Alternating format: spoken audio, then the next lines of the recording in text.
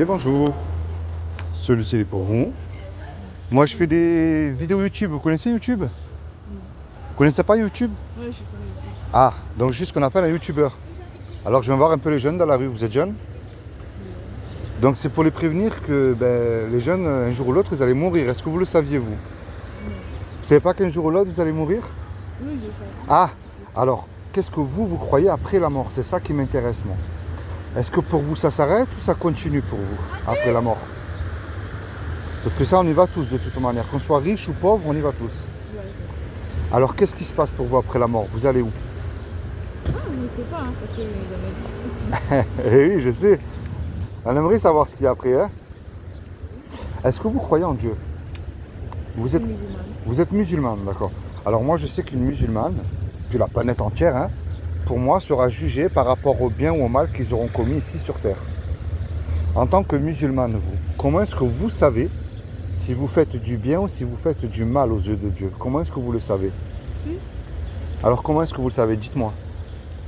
on ne doit pas faire des péchés. Très bien, alors on va voir. Vous connaissez la loi de Moussa, que les musulmans acceptent, qui est la loi de Moïse? Regardez bien, il y a un commandement qui dit tu ne mentiras point. De ne pas mentir. Oui, est-ce que ça vous est déjà arrivé de mentir? Attention, moi je ne vous juge pas, j'ai menti déjà. Hein. Mais moi aussi. Ah ben moi aussi. Il y en a un autre de commandement qui dit tu ne voleras point. Est-ce que ça vous est déjà arrivé de prendre quelque chose qui n'était pas à vous? Oui. Moi aussi. Il y en a un qui dit tu honoreras toujours tes parents. Est-ce que vous êtes sûr que vous avez toujours honoré vos parents? Non, moi je n'ai jamais fait ça. Vous leur avez toujours obéi à vos parents? Oui, à mes parents. Vous leur avez jamais menti à vos parents? Si. Alors que c'est pas les honorer. Il y en a un qui dit tu mettras toujours Dieu en premier dans ton cœur. Mais remarquez bien avant de répondre. Un incroyant, quelqu'un qui ne croit pas en Dieu, essaye de le mettre dans les mauvais moments. Quand tout va mal, on met Dieu en premier. Mais quand tout va bien, on a oublié de mettre Dieu en premier. Est-ce que ça vous est déjà arrivé, vous? Moi, oui. Non. Parce que toutes les choses que tu dois faire, tu dois d'abord compter Oui, sur Dieu avant. mais quand tout va bien, quand le compte en banque il est bien rempli, quand tout va bien, on oublie Dieu. Et oui, et regardez, un dernier. Il y a un commandement qui dit tu ne commettras point d'adultère. Mais Issa, qui est Jésus, a dit quiconque, c'est-à-dire vous ou moi, qu'on a regardé un homme ou une femme avec un désir, même une image qu'il ne faut pas, on a déjà commis un adultère dans notre cœur. Et moi, ça m'est déjà arrivé de le faire ça. Alors regardez bien, vous avez quand même échoué sur quelques commandements que Dieu a mis dans votre cœur. S'il est juste Dieu, et il est juste, parce que Dieu nous aime, il est amour, mais puisqu'il est amour, il est obligé d'appliquer sa justice. Sinon, Dieu n'est pas amour. Si vous jugez là tout de suite, est-ce qu'à ses yeux, vous êtes coupable ou innocente d'après vous? Face à cette loi que Dieu vous a donnée. Ils ne sont pas innocents. Eh ouais. Et moi, je suis coupable aussi. Donc, ce qu'on mérite, c'est l'enfer.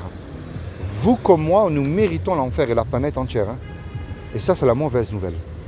Parce que Dieu nous aime. Il est riche en miséricorde et en bonté. Et il ne veut pas nous envoyer en enfer, Dieu. Parce qu'il nous aime, il nous a créés. Mais attention, ça reste le péché qui nous éloigne de Dieu. Et qui nous envoie en enfer aussi. Est-ce que vous savez ce que Dieu a fait pour vous il y a 2000 ans en tant que musulmane? Ouais. Dites-moi ce qu'il a fait pour vous il y a 2000 ans alors. Pour vous éviter d'aller en enfer, qu'est-ce qu'il a fait pour vous? Il nous a donné beaucoup de preuves. Ouais. Ouais. Comme la prière. Mais moi, je vais vous dire ce qu'il vous a donné aussi. Et je vais vous montrer quelque chose qui va vous surprendre dans le Coran. Parce que moi, ça m'a scotché, ce que j'ai trouvé dans le Coran. Vous savez, il y a 2000 ans, Dieu, ce qu'il a fait pour vous, c'est qu'il s'est habillé d'un corps qui est Issa. Et il a pris une forme humaine. Dieu peut faire ce qu'il veut, Dieu. Il peut là apparaître tout de suite sous une forme humaine. Ce qui est impossible aux hommes, elle ne l'est pas à Dieu. Dieu peut faire ce qu'il veut. Et il est dans le temps et il est en dehors du temps, Dieu. Eh bien, il y a 2000 ans, il a pris une forme humaine qui est Issa. Et Dieu a dit, quiconque croit que Issa est le Fils de Dieu, qu'il est ressuscité du royaume des morts le 3e jour, il aura la vie éternelle à mes côtés. Mais je sais qu'il y a un problème avec les musulmans quand on dit le mot Fils de Dieu. Dieu n'a pas de mère. Dieu ne peut pas avoir d'enfant. Mais quand vous voyez tous les miracles que Issa accomplit sur terre, il n'y a que Dieu en personne. C'est un miroir en fait, vous voyez. Mais le problème, vous savez, de croire en Issa, ça ne suffit pas. Hein. Les démons aussi, ils y croient, ils existent et ils tremblent. Alors moi, le but de ma démarche, mademoiselle plutôt, c'est pas de vous envoyer dans une église, je ne remplis pas les églises moi. Ni dans une mosquée non plus, c'est pas mon but à moi. Vous savez, des hypocrites, il y en a de partout. Il y en a qui chantent Alléluia le dimanche, et puis lundi, mardi, ils ont oublié. Il y en a qui vont à la mosquée vendredi, samedi, dimanche, ils vont vendre de la drogue. Ça, c'est pas... C'est la repentance, la clé. Est-ce que vous vous repentez de vos péchés tout de suite et vous vous tournez vers Issa. Quand Issa il est mort à la croix, il est mort pour vos péchés. Ce qu'il demande aux musulmans, Issa, c'est de lui obéir et de lire l'Injil, qui est l'évangile. Et je vais vous montrer, vous allez voir.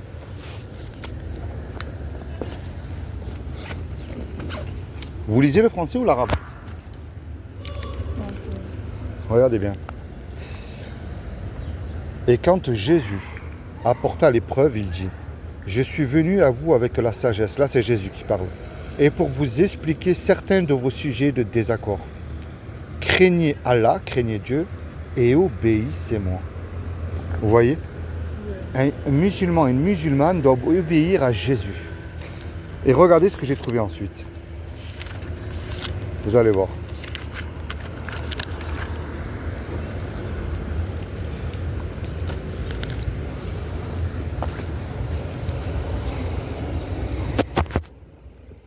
Ça, c'est tous les versets du Coran où justement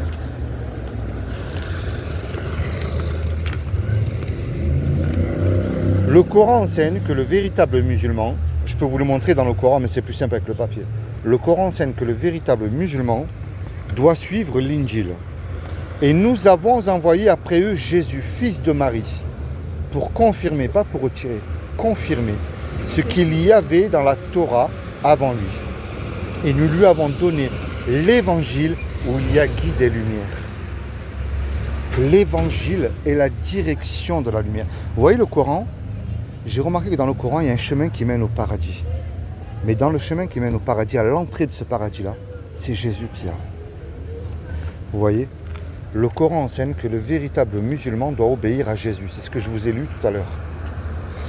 Regardez bien maintenant. Le Coran enseigne que si tu crois l'Injil, c'est-à-dire l'évangile, tu es sur le bon chemin.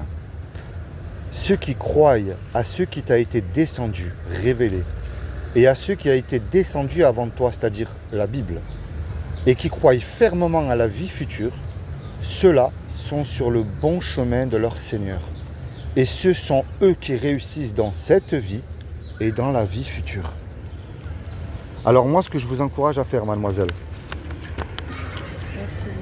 moi, ce que je vous encourage à faire, imaginez tous les deux, regardez bien, on va faire un braquage, puis on se fait attraper par la police tous les deux.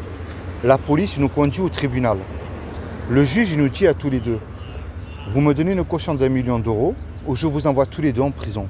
On n'a pas l'argent puisque vous et moi on s'est fait attraper.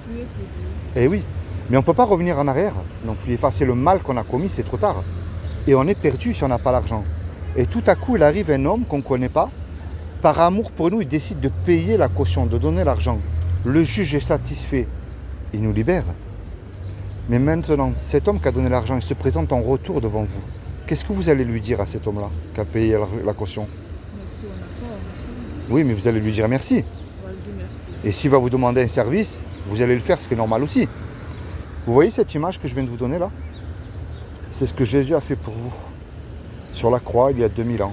Et ce qu'il vous demande, c'est ce que je vous ai montré dans votre livre, que vous lui obéissez dès aujourd'hui, que vous le reconnaissez comme Sauveur et Seigneur.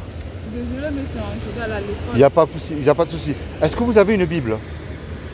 Bible, c'est quoi? Est-ce que vous avez ça? Coran ou Bible? Ça. Non, moi j'ai un Coran. Est-ce que vous en voulez une, c'est gratuit? Bah, je vous laisse ça alors. Tenez. Bonne journée.